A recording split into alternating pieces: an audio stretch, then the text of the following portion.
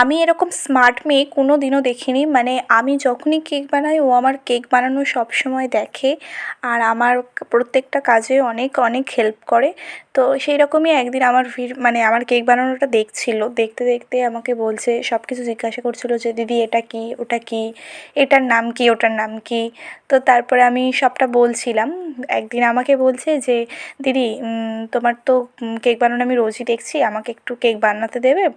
তো আমি তো কথাটা শুনে পুরো আকাশ থেকে পড়ার মতন অবস্থা হয়ে গেল। আমি বললাম, কেক যদি তোমাকে আমি বানাতে দিই তাহলে কেকটা আর কেক থাকবে না, পুরো আলু ভাতে হয়ে যাবে। তো তখন বলছে, কেন দিদি তুমি এইভাবে আমাকে বলছো? আমি তো রোজই দেখছি, তোমার সাথে রোজই কাজ করছি, আমি পারবো। ওই কেকে ডিম ময়দা এইসব দিয়ে চিনি টিনি দিয়ে করে দেবো।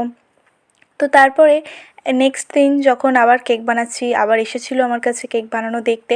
তখন যখন দেখছে যে আমি কেক বানাচ্ছি আর তার সাথে যখন ভ্যানিলা এসেন্সটা দিলাম, বলছে, দিদি দিদি এটা কালো মতন যেটা দিচ্ছ এটা কী? তো আমি তখন বললাম, এটাকে বলে ভ্যানিলা এসেন্স। তো ও বলছে, এই সব ভ্যানিলা এসেন্স দেওয়ার দরকার কী? ডিম ময়দা চিনি দিলেই তো কেক হয়ে যাবে, কিসের আবার এত কিছু খাটুনির কোনো দরকারই তো নেই। তো আমি বললাম, হ্যাঁ ঠিক আছে, তুমি বাড়িতে গিয়ে করে দেখবে যে খাটুনি আছে কি নেই, কীরকম কী হয়, বাড়িতে গিয়ে করে এইভাবে দেখবে। তো একদিন তারপরের দিন আমাকে এসে বলছে, আপু একটা কেক বানিয়ে দিতে হবে, এরকম একটু বড় দেখে কেক বানিয়ে দিতে হবে। বাড়িতে বলে, এই তো তোমার বাড়িতে তো মাত্র দুজন লোক, তো এরকম এত বড় কেক নিয়ে তুমি করবেটা কি? তো বলছে যে পরে বলবো আপনাকে, আগে একটু কেকটা একটু বানিয়ে দিতে হবে একটু বড় দেখে। মনীষা, জয়শ্রী, বিদিশা, স্নেহা, ফতেমা, মাইশা, ময়না, প্রিয়া, নাজিয়া, লাবণী ঘোষ, নুসরত জাহান, হাবিবা, আনিকা, সামিয়া, দীপিকা, তমা, মণি, রোশ ইসলাম, আফসানা। আর যাদের নামগুলো আমি মিস করে গেলাম তারা কিন্তু অবশ্যই আমাকে কমেন্ট করতে একদমই ভুলবে না। আর আমার এই কেকের ডিজাইনটা তোমাদের সাথে কথা বলতে বলতে প্রায় কমপ্লিট হয়ে এসছে। ফুল লুকটা তোমাদের সাথে আমি শেয়ার করব। তো কীরকম লাগছে এখনের লুকটা অবশ্যই কিন্তু কমেন্ট করে জানিয়ে দিও। আর ভালো লাগলে লাইক করতে একদম ভুলবে না, আর পাশে থাকা বেল আইকনটিকেও ক্লিক করতে একদম ভুলবে না।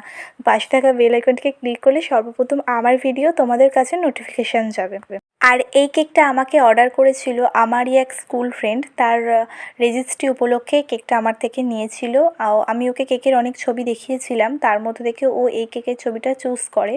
আর এটা ছিল একটা 2 পাউন্ডের কেক। সত্যি কেকটা দেখতে এতটাই সুন্দর হয়েছিল, হয়তো ফটোতে আমি সেইভাবে তোমাদের বোঝাতে পারছি না ভিডিওতে, কিন্তু কেকটা সামনে থেকে অনেকটাই সুন্দর দেখতে হয়েছিল আর কালারটাও অনেক সুন্দর ছিল।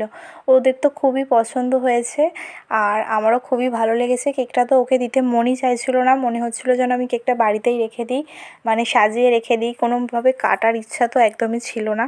কিন্তু কিছু করার নেই, কাস্টমার যেহেতু অর্ডার দিয়েছে তো কেকটা তো আমাকে তাকে দিতেই হবে। একটু মন খারাপও হয়েছিল, ওর সাথে মনটা একটু আনন্দও হয়েছিল, দুটোই একসাথেই হয়েছিল।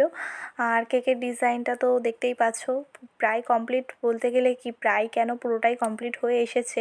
কিন্তু কমপ্লিট ততক্ষণ নয় যতক্ষণ না আমি এর ওপর স্প্রিংকেল, পার্লস এগুলো দিচ্ছি। লুকটা কীরকমভাবে যে চেঞ্জ হয়ে যায় সেটা তোমরা না দেখলে একদম বুঝতেই পারবে না। ভিডিওতে হয়তো তোমরা সেইভাবে বুঝতে পারছো না, কিন্তু আমি যে সামনে থেকে দেখছি আমি সবথেকে ভালোভাবে বুঝতে পারছি যে কীভাবে লুকটা চেঞ্জ হচ্ছে কেকের। তো এইটা তো লুক কমপ্লিট মোটামুটি, মানে কমপ্লিটই বলতে গেলে। বাদবাকিটা আমি শেষে দেখে নিচ্ছি যে কোথায় কী ফাঁকা আছে, তাহলে একটু ফুল বসিয়ে দেবো আর কি। ও আমাকে যে ডিজাইনটা দিয়েছিল সেই ডিজাইনটার মতন সেম টু সেম আমি করিনি, আমি আমার মতন করে একটু করেছি। তো ওর ভালোই লেগেছিল। যাই হোক, আমি শেষে একটু পার্লস ছড়িয়ে দেবো, এতে স্প্রিংকেল দিলে অতটাও হয়তো ভালো লাগবে না। পার্লস ছড়িয়ে দেবো, দেওয়ার পরে পুরো ফুল লুকটা এর কমপ্লিট হয়ে যাবে। তো দেখতেই পাচ্ছ আমার ফাইনাল লুক প্রায় রেডি। আর হ্যাঁ, রেডি আমার ফাইনাল লুক। কীরকম লাগলো অবশ্যই কিন্তু জানি।